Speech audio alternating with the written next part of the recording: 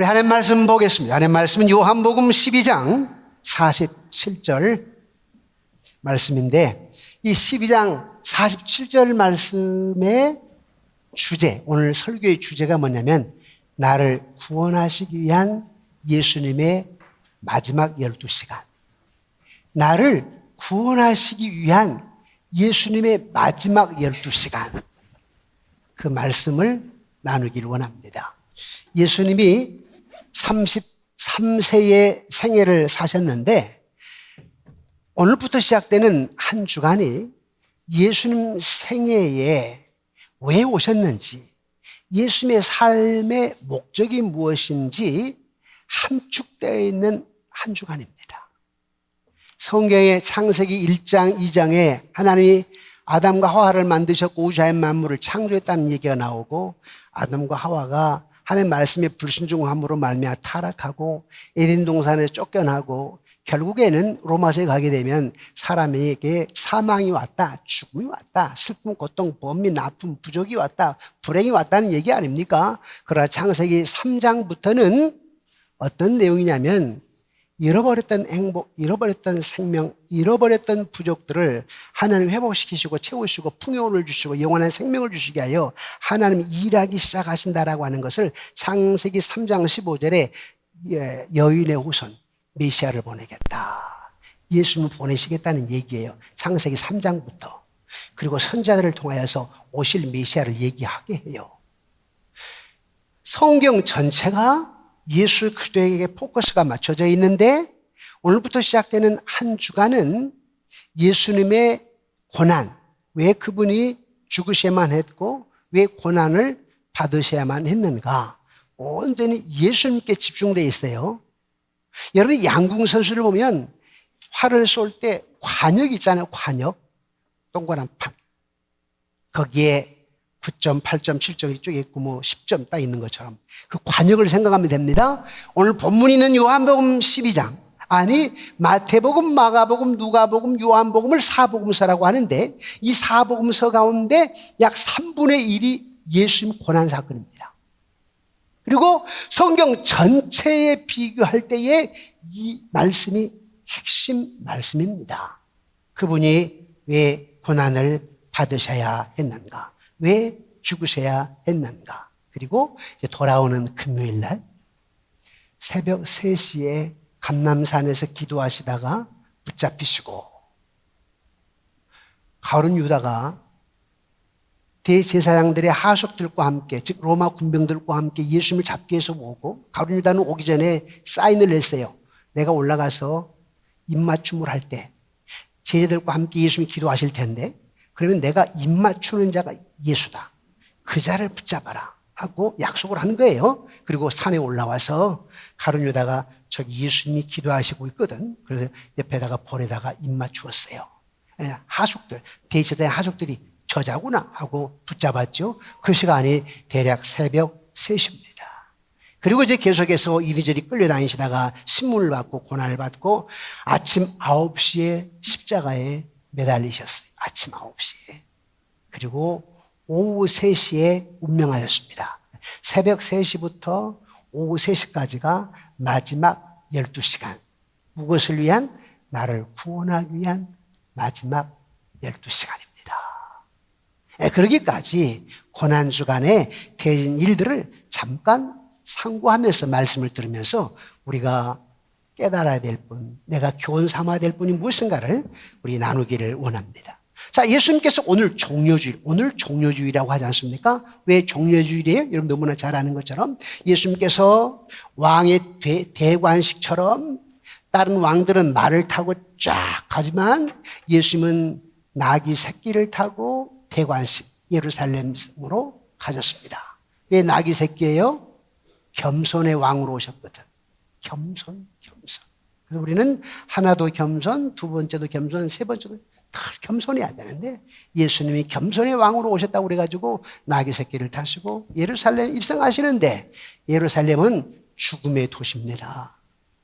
이제 운명의 장면으로 간 겁니다. 아니, 예수님이 죽으시러 가는 거예요. 안 가셔도 되거든요. 당신이 왕이니까, 당신이 하나님이니까, 능력이니까 순간 로마 군병들 싹 쓰러뜨려 죽일 수도 있습니다. 그리고 자기를 붙잡지 못하게 할 수도 있습니다. 그러나 그분이 어차피 저와 여러분들을 대신 죽고 영원한 생명을 주기 오셨기 때문에 그것이 자기의 삶이고 삶의 목적이기 때문에 그는 예루살렘 성으로 입성하시는데 많은 군중들이 종려나무 가지를 꺼가지고 호산나 호산나 다윗의 자손이여 하면서 예수님의 예루살렘 입성을 그렇게 환호하고 찬양했던 것이지요. 그렇게 해서 예루살렘 성에 입성을 하시고 그 다음 날이 내일 월요일인데 내일 월요일 날 무슨 일을 하셨을까? 예수님이 좀 시장하셨겠죠. 예루살렘 성에 입성하시면서 그리고 어젯밤 그리고 이제 아침이 되었는데 좀 시장하셨어요. 그래서 거닐다가 저게 무화과 나무가 있어서 무화과 나무에 가가지고 열매가 있을까? 보니까 무화과 나무에 열매가 없습니다. 그래서 무화과 나무를 저주를 했어요. 그래서 순간 무화과 나무가 말라 타버렸습니다. 한번 볼까요? 무화과 나무가 말라 비틀어져. 우리 영상, 예. 그냥 놔둡시다. 예. 이제, 무화과 나무가 이렇게 순간 말라 비틀어져 버렸어요. 그런데 예수님께서 순간 무화과 나무를 저주하심으로 말라 비틀어지는 것이 무엇을 의미하는지, 무엇을 상징하는지 아십니까? 그 당시에 대제사장, 바리새인, 서기관, 사두개인들, 종교 지도자들, 리더들, 장로 이런 사람들에게 열매가 없다는 거예요. 겸손도 사랑도 예수를 아는 것도 없다는 거예요. 그 열매가 없다. 그래서 그 무화과 나무를 저주함으로 말라 비틀어지게 한 것처럼 너희들이 이렇게 열매 없는 자들이다. 오늘 이 말씀 우리에게 주는 교훈이 뭘까요? 여러분들에게 저처럼 목사, 장로, 권사, 집사, 또 오랫동안 신앙생활 해왔다는 거, 여러분 오랫동안 또 교회에서 섬기며 봉사했던 거, 이런 모든 것들이 있어서 어쩌면 우리가 현대판 바리새인, 서기관, 사두개인, 대제사장, 제사장과 같은 일들을 하는 사람들인데 혹시 여러분의 삶 속에 이런 열매가 없다면 갈라디아서 5장 22절 23절에 나와 있는 성령의 9가지 열매, 사랑, 희락, 화평, 오래 참음, 자비, 양선, 충성, 온유, 절제, 이런 열매가 하나님의 입장에서 여러분들에게 보이지 않는다면 아까 무화과 나무를 저주하는 것처럼 하나님께서 여러분들 향하여 화를 내시고 거룩한 분노를 하시게 된다라고 하는 사실입니다. 그래서 이 고난주간을 맞이해서 주님이 이랬더라, 종료주일에 이런 일이 있었다, 또 월요일날 입성하셔가지고 무화과 나무를 저주했더니 무화과 나무가 말라 비틀어졌더라 하는 것으로 끝나는 것이 아니라, 그러면 내가 어떻게 살아야 되느냐, 나에게 무엇을 어떤 의미를 부여하느냐, 그 의미 부여하는 것을 여러분들이 마음에 각인하고 마음에 담아두어서 실천하는 것이 이 고난주간에 의미 있는 겁니다. 고난주간에 작전 기도를 하고, 고난주간에 새벽 기도를 하고, 고난주간에 금식한다고 하고 해도 실제로 사랑이 없다면, 하나님 안에 소망이 없다면, 여러분 인생의 삶에 기쁨이 없다면 아무런 소용이 없어요. 바리새인이나 똑같다 이 말입니다. 그래서 고난주간이 여러분들에게 기쁨이 되고 소망이 넘치고 사랑이 회복이 되고 화평이 있고 온유하고 절제가 있는 그런 주간, 아니 이걸 계기로 해가지고 터닝 포인트로 해가지고 여러분 삶이 성령의 열매가 주렁주렁 맺혀지는 삶이 되시기를 주님의 이름으로 축원합니다. 무화과 나무 저주가 월요일이었다면 그 다음날 화요일에는 무슨 일이 있었을까? 화요일은 성전 청결 사건입니다. 예수님께서 예루살렘 성전 안으로 들어갔더니 성전 안에서 장사하는 사람들, 돈 바꾸는 사람들, 완전히 성전이 거룩한 성전이고 예배하는 처소고 기도하는 처소인데도 불구하고 완전히 장사 소굴로 만들었어. 강도 소굴로 만들었어요. 한번 장면을 볼까요? 예. 이렇게 만들어버렸어요. 지금 성전 안입니다. 여러분, 성전 안에는 성소가 있고 저 입구 쪽에부터 성소가 있고 저 안쪽에 지성소가 있고 지성소 안에 법궤가 있단 말이에요. 하나 임재를 상징하는 법궤 안에는 만나 항아리, 십계명이 기록된 두 돌판, 아론의 쌍난 지팡이 그게 있는데 그러기 전까지 저 입구에 보면 첫째 이방의 뜰이 있고 자 이렇게 한번 봅시다. 자 여러분들이 이 교회를 생각한다고 합시다. 자 여러분들이 주차장에 도착했을 때 우리가 주차장 밖에는 이방의 뜰, 주차장은 여인의 뜰, 그 다음에 이제 계단에 올라가지고 로비 쪽으로 1층 쪽으로 와가지고는 이제 여성들의 뜰이라고 합시다. 그 다음에 이제 2층으로 아니면 이 예배당으로 내려오는 그런 순간들이 남성의 뜰이라고 합시다. 그리고 교회 안에 저 뒤쪽이 성소, 이쪽이 지성소라고 합시다. 그런데 지금 예수님이 예루살렘 성에 입성하실 때가 지금 6월절 절기를 지키려고 많은 사람들이 멀리 떨어져 있는 많은 유대인들이 예루살렘으로 다 모일 때, 우리로 말하자면 명절 때 마찬가지입니다.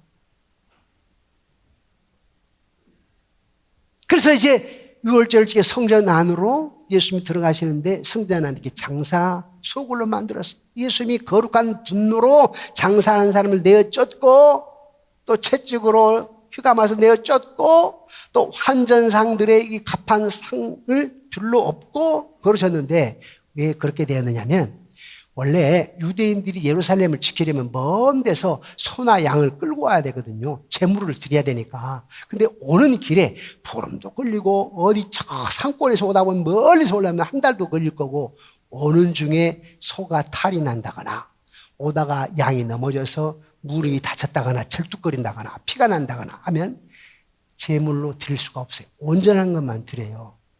그러면 헛수고잖아요. 그래서 절기를 지키러 오는 사람들의 편리를 제공하기 위해서 성전 이방인의 뜰에서 짐승을 팔게 했습니다. 소나 양을 팔게 했다. 그리고 또 한 가지는 뭐냐면 그 당시에 로마가 지배하고 있었기 때문에 사용되는 화폐가 로마 화폐입니다. 그러나 예루살렘 성전에 드리는 헌금은 로마 화폐로 드릴 수가 없어요. 로마 화폐는 황제의 상이 그려져 있잖아요. 우상. 그렇기 때문에 그 화폐를 드릴 수가 없는 거예요. 그럼 환전해야 되겠죠. 그래서 환전상이 있는 이방인의 뜰에. 문제는 뭐냐? 제사장들, 바리새인 서기관들 이런 사람들과 결탁을 해가지고 가까이 들어오는 거예요. 가장 가까이 들어오면 돈을 좀 더 받고 주고 이런 식으로. 그러니까 대제사장부터 제사장, 바리새인, 서기관, 사두개인 다 타락하는 거죠. 부패하는 거죠. 그리고 유대인들은 돈에 완전히 부패한 그런 백성들이 되고 말았어요. 그래서 예수님이 성전 상을 둘러엎으시고 채찍으로 내어 쫓으시고 그래서 거룩한 성전을 만드신 거예요. 여기서 우리에게 주는 의미가 뭘까? 지금 여러분의 마음이 성전이죠. 여러분 안에 성령님이 계시죠. 예수님께서 성전 청결 사건이 이 고난주간에 저와 여러분들에게 부여하는 의미는 뭐냐면 여러분 마음이 정결한가, 주께를 향하는 마음이 임재의식과 신전의식이 있는가, 이게 중요합니다. 바쁜 일주일을 며칠을 보내고 교회에서 예배를 드리고 하나님과 막힌 담이 없이 회개하고 또 교회 예배 드리고 희망과 소망을 가지고 또 사회로 나가야 되는데 이 중요한 시간에 여러분들의 이 예배가 누군가를 미워하고 원망하고 또 시기하고 질투하고 그리고 예배가 집중이 안 되고 그냥 형식적인 예배를 드리고 하면 바리새인 서기관들 제시한 거 별 다를 바 없어요.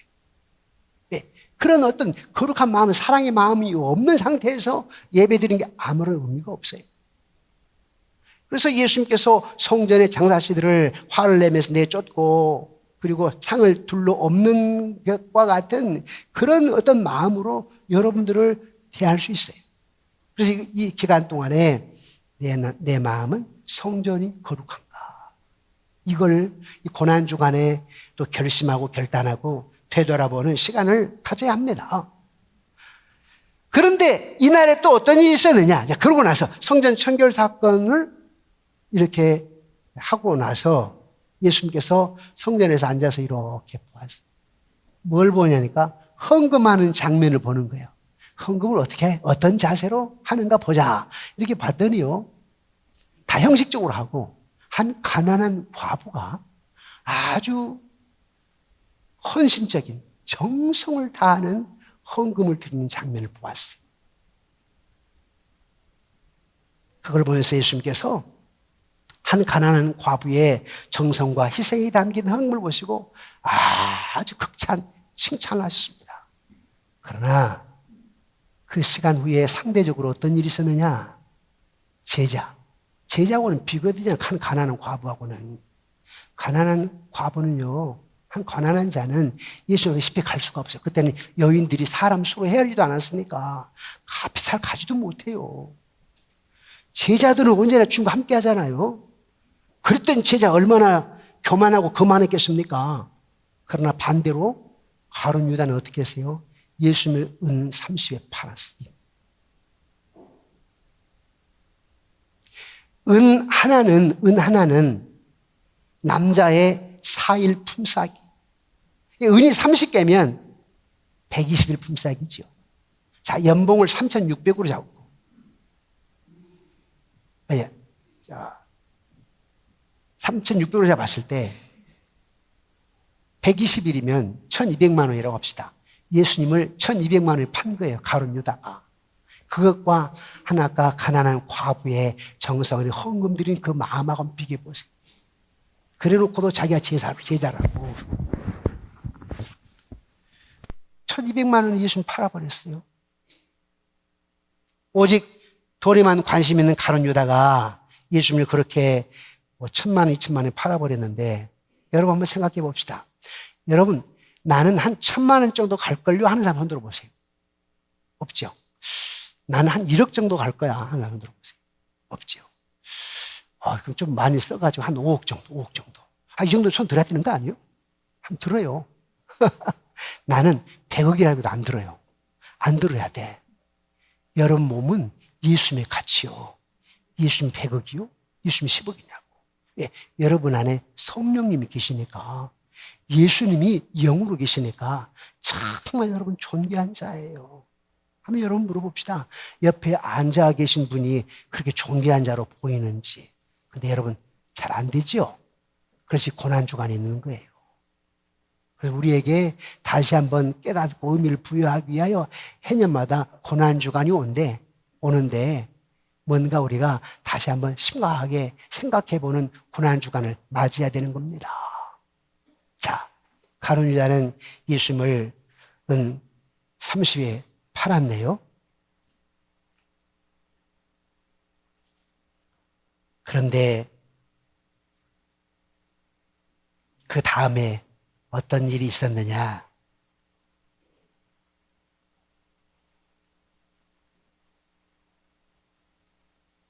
예수님께서 제자들과 함께 식사를 하는데 막달라 마리아가 옥합을 향유를 가지고 와가지고 예수님의 머리에 붓습니다. 한번 볼까요? 사진을 한번 봅시다. 예.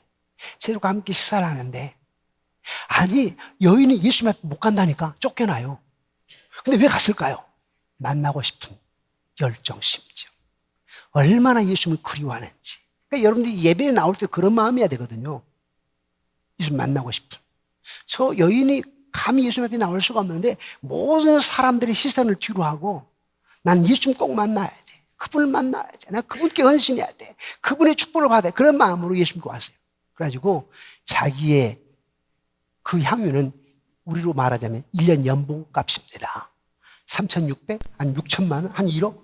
이런 걸. 저 여인에게는 막달라 마리아 아주 가난한 자예요. 근데 자기의 최선을 다해서 기름을 예수 머리에 붓습니다. 제자들은 뭐라고 그래요? 왜 이런 일을 하느냐고. 이 비싼 것을 팔아가지고 가난한 자를 도우면 도왔지. 왜 이런 일을 하면서 허비하느냐고. 그런데 예수께서 뭐라고 그래요? 이 여인을 괴롭히지 말아라. 이 여인이 하는 것이 얼마나 가치 있는 줄 아느냐. 야, 가난한 자는 항상 있어. 그러나 나는 곧 떠나. 이 말입니다. 나에게 이렇게 여인처럼 향유를 부을 수 있는 시간은 이제 없다. 그러나 가난한 자들은 내가 떠난 뒤에 너희들이 얼마든지 할 수가 있어. 또 솔직하게 보자. 너희들이 얼마나 가난한 자를 도와니 제자들아. 말로만 주님은 그 마음이 있었어요. 그러면서 이 여인은 나의 장례를 지금 준비하고 있다. 주님의 죽으심을 아는 거예요. 주님의 장례를 준비하고 있다고 얘기합니다. 자, 여러분들은 뭘 준비하고 있어야 될까요? 주님 맞을 준비, 재림을 준비해야 됩니다. 주 예수의 강림이 가까우니. 주 예수의 강림이 가까운 것을 늘 기다리며 생각해야 되는데 사실 우리 그런 생각 별로 안 하죠, 여러분. 신앙생활을 잘할 수 있는 비결은 주님의 재림을 사모하고 주님이 오늘 밤에 오실 수도 한 달 후에 오실 때라는 생각을 해야 되는데 그런 생각을 별로 갖지를 못합니다. 근데 이 여인은 주님의 장례를 준비했다. 근데 또 볼까요? 주님이 나중에 부활하시고 가장 먼저 누구에게 자기의 부활하신 몸을 보인지 아세요? 누구에게? 베드로에게요? 요한에게요? 부활하시고 가장 먼저 누구에게 예수님께서 보여주셨죠? 아까 그 마리아. 기름을 예수님의 머리에 부었던, 장례를 준비했던 마리아. 제자들이 생각할 때는 사람 취급도 하지 않았던 그 여인이었지만 예수님은 누구를 가장 사랑하고 누구를 가장 축복하길 원하느냐? 그 사람이었어요. 장례를 준비하고 최선을 다해서 열정적으로 헌신하고 나를 만나길 원하는 그 여인. 사람들이야 부귀영화로 판단하고 같이 판단하고 하는데 우리 주님은 마음으로 판단합니다. 속마음, 주께를 향하는 그 마음. 그래서 막달라 여인을 주님께서 먼저 만나주셨어요. 지난 금요일 날 한 검사장을 지내신 그 변호사, 지금 이제 변호사인데요. 이번에 헌법재판관으로 추천이 됐다가 27명 중에 한 분으로 추천이 됐는데 저에게 전화가 왔어요. 제 제자나 비슷해요. 제가 서울 양문교회 첫 부교육자로 있을 때 제가 청년부를 맡았었는데 그 친구는 대학부 학생이었어요. 그래서 항상 제가 그 친구의 그 신앙 모습이 너무 아름다워서 개척하고 나서 지난 30년 동안 32, 3년 동안 잊지를 못했어요. 그 친구는 잘 됐을 거야. 서울 법대를 갔으니까. 그리고 한 10여 년 전에 인터넷으로 제가 그 제자 이름 이흥락이라고 딱 쳐봤더니 인천지검장을 하고 있더라고. 그래서 이렇게 됐구나. 그래서 제가 찾았고 이번에 내가 금요일 날 기도회에 와서 간증 좀 해라. 그래서 이제 목사님 부탁하니까 안 한다고는 할 수 없고 하겠다고 해서 오셨는데 간증하면서 얘기를 하더라고요. 우리 금요일 날 다 들으셨을 거예요. 자기가 검사장을 하면서 검사들이 가야 할 요직은 자기가 다 갔다는 거예요. 생각지도 못했는데. 그래서 자기가 생각해 왜 내가 이런 요직을 가게 되었을까 생각해 보니까 자기 아버지가 기도했던, 아버지가 장로님이신데 아버지 엄마가 교회 헌신하고 기도하는 것이 하나님께 상달되고 응답되었다라고 하는 거 하나. 또 하나는 자기가 첫 검사를 받아가지고 울산으로 갔는데 울산에 가가지고 근무를 하는데 6개월 후에 또 발령을 받았어. 대구로. 그래서 목사님에게 목사님 저 발령을 받았는데 대구로 가야 됩니다. 그랬더니 목사님이 직장을 옮겨 거기에 발령을 받았지만 교회 발령 받은 거 아니잖아. 교회 발령 받은 거 아니잖아. 그러시더래요.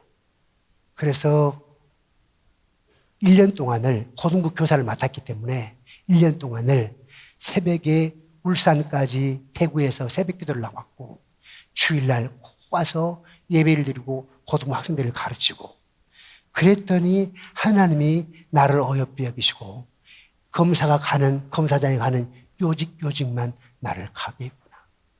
이번에요, 검사가 헌법재판관으로 추천받는 일은 기적입니다. 그 자체가 기적이에요. 그런데 어차피 이제 판사에 의해서 헌법재판관이 이번에 결정이 된 것 같은데요. 저는 그분에게 얘기했어요.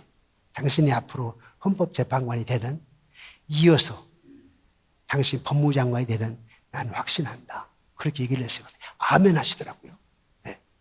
이게 뭐냐? 어떻게 우리가 섬기느냐? 그냥 교회 왔다 갔다 해서가 아니라 뭐 하나 직분 받아가지고 뭐 좀 했다가 아니라 하나님이 어떤 마음, 어떤 자세로 주께로 향하고 있느냐 그걸 보신다라고 하는 사실입니다. 여러분 아멘이십니까?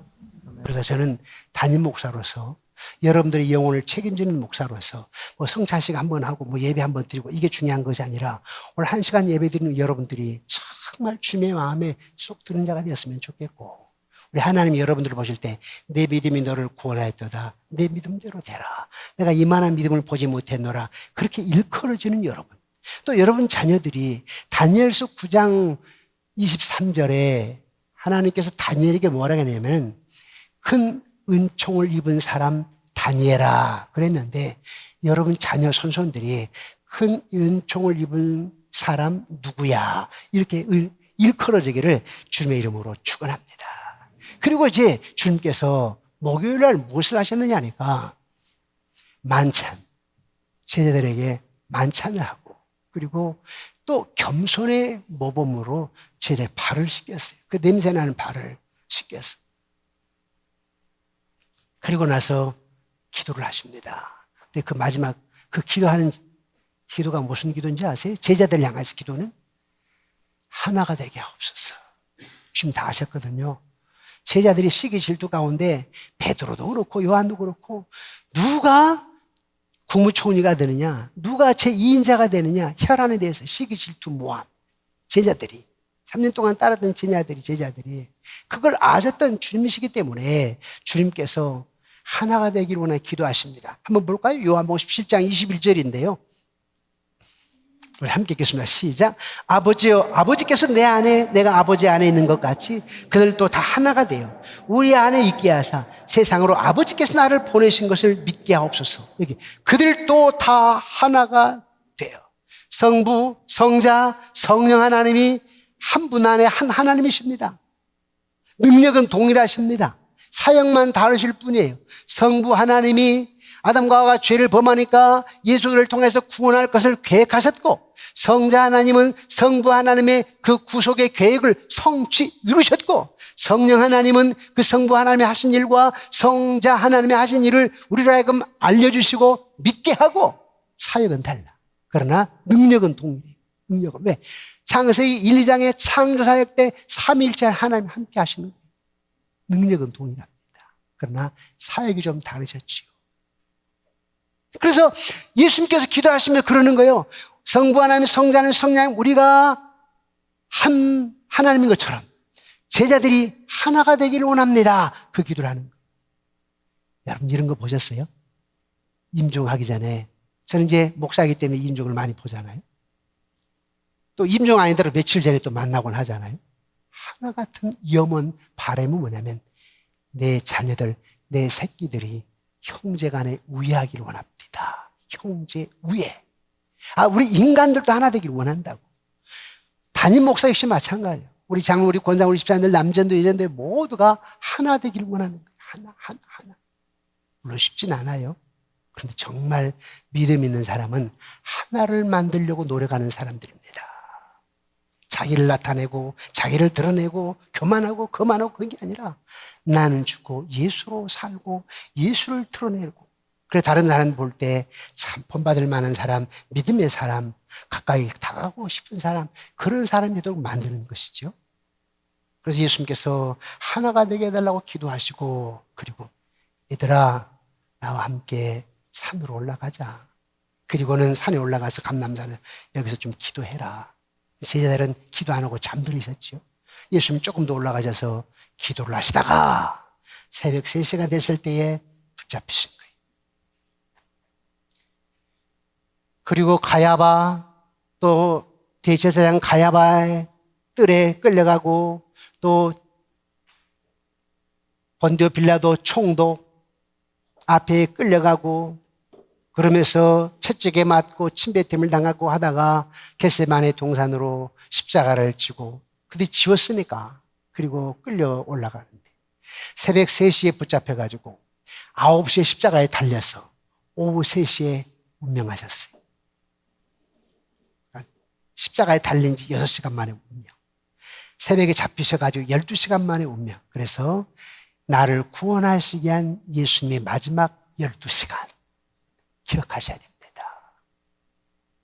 자, 이 사건을 통해서 저와 여러분들에게 주는 교훈이 뭘까? 이것이 우리에게 부여하는 의미가 무엇일까?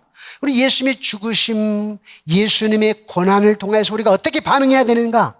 이게 중요해요. 이거 아는 것으로 끝나면 안 돼. 여기까지 설교를 듣고 그런 일이 있었구나. 이게 끝나면 안 되고, 그러면 이 사건에 대한 내 반응, 어떻게 반응해야 될까? 이게 중요한 겁니다. 이게 결론이에요. 어떻게 반응해야 되느냐? 첫째, 하나님을 사랑하고 이웃을 사랑해야 됩니다. 그게 우리에게 준 대계명이죠. 십자가 목걸이 있죠. 하나님 사랑, 이웃 사랑. 이 십자가, 예수님의 고난과 예수님의 죽음이 무엇을 나타내는 거예요? 하나님 아버지의 사랑을 나타내는 거죠. 또 예수님의 사랑, 성령의 사랑을 나타내는 거예요. 그래서 우리가 어떻게 반응해야 되느냐? 사랑으로 반응해야 됩니다. 부부 간의 사랑, 형제 간의 사랑, 교회 안의 사랑, 서로 사랑. 난 우리 장로님 사랑, 장로님 목자 사랑. 여러분들은 목사 사랑, 난 여러분 사랑. 사랑으로 반응하는 것이 이 고난주간의 의미가 있지. 그렇지 않으면, 사랑하지 않으면 전혀 의미가 없어요. 아까 그 무화과 나무 말라 비틀게 해버리는 그런 어떤 대제사장, 바리새인, 서기관, 사두개인과 똑같아요. 두 번째는 우리가 어떻게 반응해야 되느냐? 죄를 미워해야 됩니다. 왜 그런지 아세요? 예수님 왜 죽으셨죠? 무엇 때문에 죽으셨죠? 내 죄 때문에. 예수님 죄를 미워하십니다. 그래서 우리는 죄를 미워해야 돼요. 그래서 우리는 회개해야 되고, 죄 짓지 않기 위해서 노력해야 되고, 우리 십자가 사건을 통해서 내가 반응해야 될 것 첫 번째가 사랑이라면, 두 번째는 죄를 미워해야 된다. 죄를 멀리해야 된다라고 하는 것입니다. 마지막 세 번째는 어떻게 반응해야 되냐? 예수님을 전해야 됩니다. 복음을 전해야 됩니다. 중요한 거지요. 대사명이지요. 우리에게는 대계명과 대사명이 있어요. 대계명은 십자가, 하나님 사랑, 이웃 사랑. 대사명은 마태복음 28장 19절 20절에 너희는 가서 모든 족속으로 제자를 삼아 아버지와 아들과 성령의 이름으로 세례를 주고 내가 너희에게 분부한 모든 걸 가르쳐 지키게 하라. 볼지어다 세상 끝날까지 내가 너희들과 함께 하리라. 그게 뭐예요? 지상명령, 제자 삼으라는 거, 복음을 전하는 거죠. 또 성령님이 처음 오셔가지고 사도행전 1장 8절에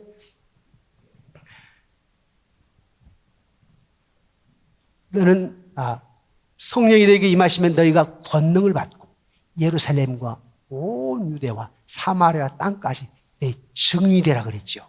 성령님이 오셔가지고 첫 번째 하신 말씀이 너에게 성령이 임하시면 예루살렘과 온 유대와 땅까지 이르러 내 증인되라. 복음 전파예요.